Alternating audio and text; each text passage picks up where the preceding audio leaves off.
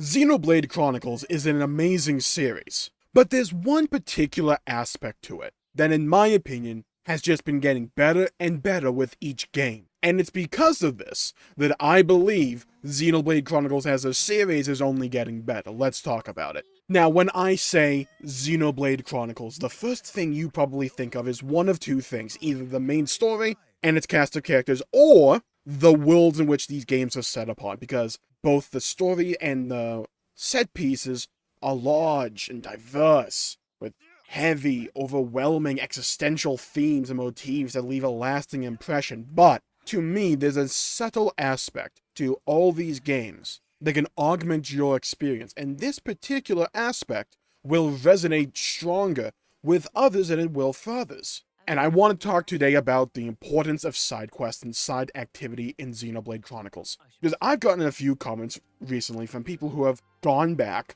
and played Xenoblade Chronicles 1 recently, where they didn't start with Xenoblade Chronicles 1. Or they've only started it very recently. And one of the consistent things that I get is that, yeah, the story is great and all, but I don't feel like it had as much depth as the other two games. Now, for Xenoblade Chronicles 1 purists, that may sound heretical. And even to me, I had to take a minute to think about why these opinions probably formed, because I had the same opinion as well when I first played Xenoblade Chronicles 1. I loved the game, but there was something about it that held it back in comparison to my love for 2 and 3. But what is that? Because the main story and the cast of characters, to me, I loved them just as much as the other games. I love Xenoblade Chronicles 1. But why? Why did I first walk away from Xenoblade 1 with this impression? Well, I think I've realized what it is. Xenoblade Chronicles 1 side quests suck. The affinity system, having these interpersonal relationships between each NPC in the game and being able to develop and expand upon these relationships between these various characters and these colonies,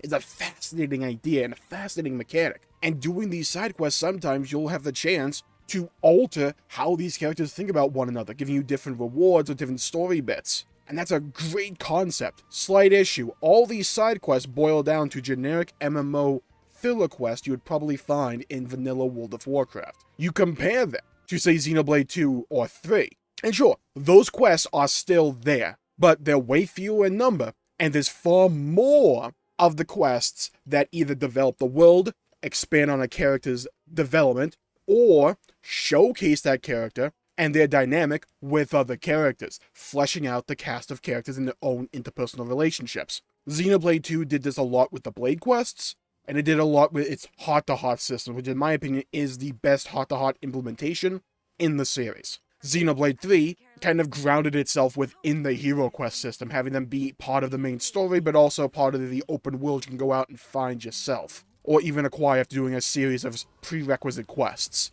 And what these hero quests did was expand the world and flesh out these individual colonies that you might only get a little bit of development on in the main story. And they might also focus on a particular member of Ouroboros, flesh that character out, and showcase how they learn or interact with a certain colony and what lessons they can glean from those situations. Take the Sagiri Machine Assassin questline in Xenoblade 3, and just how much that helps Senna's character as a whole, in my opinion. To me, it felt more like Senna's Ascension quest and her individual side story than her actual side story was. And having content like that that's optional to do, that the player can do whenever they want to, so long as they hit the prereqs, but they can do at their own whim. To me, that's an important aspect of an RPG, because it allows you to naturally and by your own decision making interact and explore the world at your own pace, where you can organically find these things and develop your own stories. For instance, if you're a big fan of Taion and Uni and you want more of their character in Xenoblade 3, what you may choose to do as the player is go out and find their side stories once you unlock that mechanic. And that is something you can do. That's something that you can choose. And if you don't care about them, you can also choose not to do it. That is also your liberty to choose. Xenoblade 2 is kind of similar, where if you don't want to utilize or look at a particular Blade's quest line or heart-to-heart, you don't have to do it. You may if you want to 100% every talent tree, but you don't have to do it if you don't want to. In Xenoblade 1, I would say roughly 99% of each individual character's development for the main party comes from the main story. Melia is really the only exception, where she has future connected and that one questline with Tyrea at the end of the game. That almost serves as a post-game for her. Most of the others don't really get all that much in the side quests. There's some interesting heart-to-hearts, but it's always just a one-on-one conversation in a static location. Whereas in Xenoblade 2, it can have multiple different party members interacting at any moment. So there might be a heart-to-heart where it's Morag, Zeke, and Tora just talking and joking around, where you don't normally get that in the main story all that often. But what that does is, oh, this is how this character interacts with this character and how that character interacts with this character. At least for a player like me, that helps me care more about the party as a whole when I know how each individual party member feels about each other, whether it's positive or negatively, or just in a joking fashion. I'm a big fan of banter is what I'm saying. Yeah, some good banter does good for my soul. Now, am I saying that this style in Xenoblade 1 is inherently bad? No, absolutely not. It applies and appeals to a particular audience. And I still absolutely adore the cast of Xenoblade 1. I think they're very well-developed characters. But to me, one of the most interesting aspects of analyzing Xenoblade Chronicles is just seeing Monolith's own decision-making, what they liked and what they didn't like as they go from game to game, because it's very obvious to me. Where when you go from Xenoblade 1 to X, you say, okay, how about we up the interactivity with the world and maybe make the side quests more compelling? Okay, and then what about that leap from X to 2? Okay, well, let's focus more on the story and not necessarily exploring the world with like a scale or something. Let's keep having multiple new party members that you can choose to have with the blade system and expand on that quest chains idea. So now all of a sudden you have a main story that is, as in my opinion, well developed and told as Xenoblade 1, but you also have a bunch of side content that lends itself to develop the world and flesh that out a bit more, and also the cast of characters that you can choose to do with your own player agency at your own pace. And that to me is one of the strongest aspects of RPGs in general, is being able to choose at your own time and at your own pace when you want to do it, to explore or expand on individual characters at your own leisure. And you can really see this with Xenoblade 3 in my opinion, with just how much they emphasize the hero quest mechanic, and just how much that develops certain colonies. Remember Colony Tau? In the main story, they did not get all that much, especially a character like Juniper.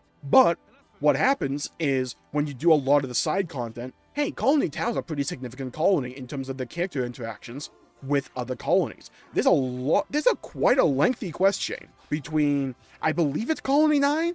The one with the shield and sword dude that Noah lands in unis from. There's quite a lengthy quest chain about potatoes between Colony 9 and Colony Tau, and how Colony Tau is trying to teach Colony 9 how to live on their own and sustain themselves with food and potatoes. But what that does is develop the relationships between each colony, expands in the character of Juniper, and how they interact with other characters. Same thing with the other hero. Hold on, let me look him up. Xeon, that's his name. So yeah, you get this whole quest line that is building the dynamic between Xeon and Juniper. You can choose not to do this if it's not your thing, but if it is, that builds the world, fleshes it out a bit more for you.